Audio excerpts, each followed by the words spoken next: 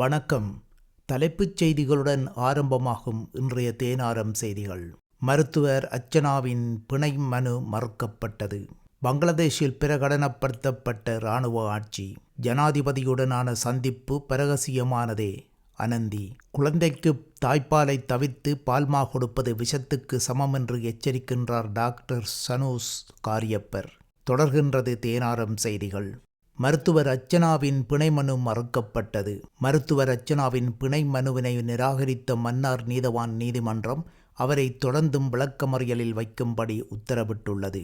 மன்னார் பொது மருத்துவமனையில் மகப்பேற்று மருத்துவரின் அறைக்குள் அனுமதியின்றி நுழைந்ததும் அங்கிருந்த மருத்துவருடன் முரண்பட்டமைக்காகவும் அவர்களது வேலைக்கு இடையூறு விளைவித்ததற்காகவும் அங்கு நடைபெற்றனவற்றை ஒளிப்படம் எடுத்தமைக்காகவுமான குற்றச்சாட்டுகளுக்காக மருத்துவர் அர்ச்சனா கடந்த சனிக்கிழமை 3ஆம் தேதி அன்று கைது செய்யப்பட்டு நீதிமன்றில் முற்படுத்தப்பட்டார்.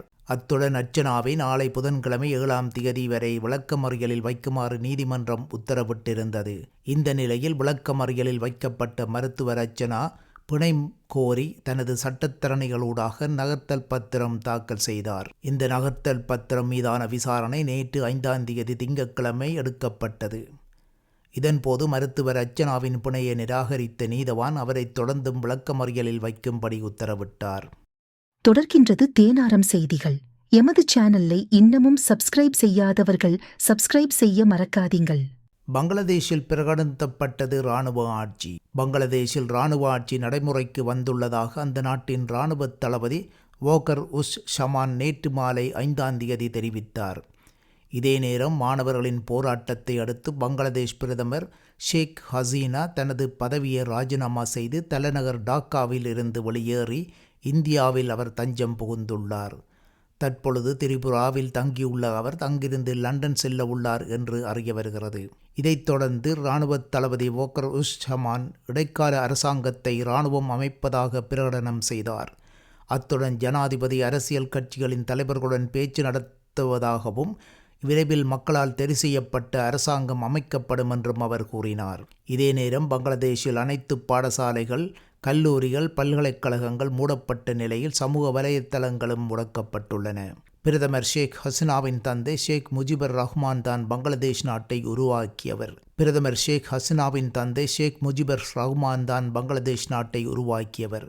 அவர் பங்களாதேஷ் விடுதலைக்கு காரணமாக தேசத்தந்தை என்று போற்றப்பட்டவர். ஆனால் பங்களாதேஷ் விடுதலையான சில ஆண்டுகளிலேயே முஜிபுர் ரஹ்மானும் அவரின் குடும்பத்தினரும் சொந்த நாட்டு இராணுவத்தினராலேயே படுகொலை செய்யப்பட்டனர். அப்பொழுது ஷேக் ஹசீனாவும் ரெஹானாவும் வெளிநாட்டில் இருந்ததால் உயிர் தப்பினார்கள்.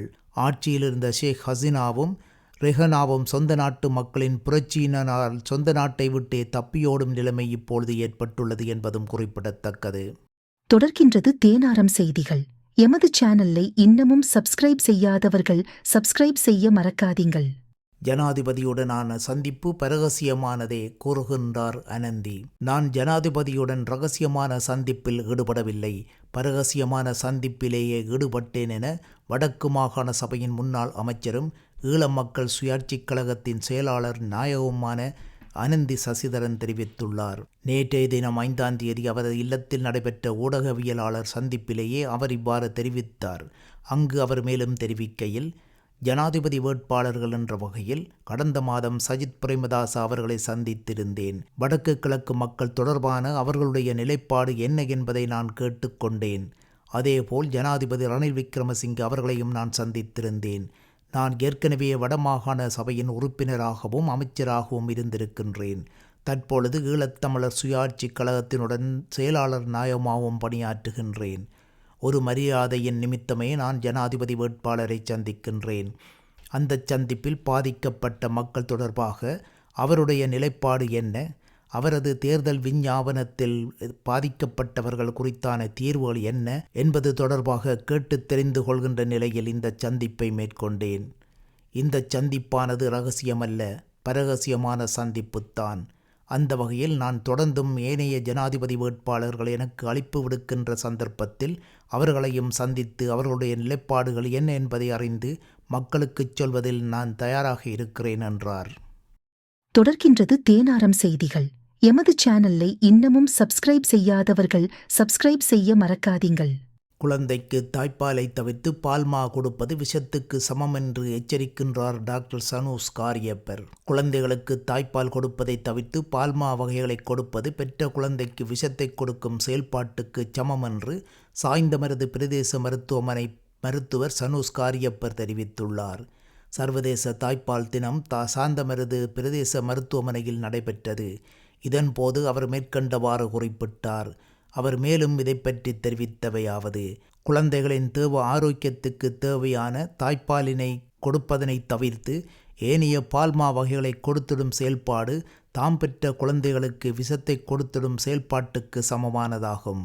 சர்வதேச ரீதியில் தாய்ப்பால் தினம் கொண்டாடப்படுகின்ற இந்த சந்தர்ப்பத்தில் தாய்ப்பாலுக்கு சர்வதேச ரீதியில் எவ்வளவு முக்கியத்துவம் கொடுக்கப்படுகிறது என்பதனை இந்த சர்வதேச தினம் சுட்டிக்காட்டுகின்றது. ஒரு தாய் பாலூட்டல் மூலம் 42% மார்பு புற்றுநோயிலிருந்து தம்மை பாதுகாத்துக் கொள்கின்றார்கள். ஒரு தாயினால் குழந்தைக்கு தாய்ப்பால் கொடுப்பதன் மூலம் அந்த குழந்தைக்கு மட்டும் நன்மை கிட்டுவதில்லை, தாய்க்கும் பல்வேறு வழிகளில் நன்மை கிட்டுகின்றது. பிறந்த குழந்தை ஒன்றுக்கு தொடர்ச்சியாக அதன் 6 மாத காலத்திற்கு தாய்ப்பாலை மட்டும் உட்கொள்ளும் போது 6 மாத காலத்திற்கு பிற்பாடு 2 வருட காலத்திற்குள் ஏனைய உணவுகளுடன் தாய்ப்பாலையும் சேர்த்து கொடுக்கும் பட்சத்தில் அந்த குழந்தையானது அதிக அளவு நோய் எதிர்ப்பு சக்திகளை பெறுவதோடு புரதம் உட்பட பல்வேறு சக்திகள் குழந்தைகளுக்கு கிடைக்கின்றன. இவ்வாறு தாய்ப்பால் ஊட்டுவதால் வளரும் குழந்தை எதிர்காலத்தில் பூரண ஆரோக்கியமான பிரஜையாக தோற்றம் பெறும்.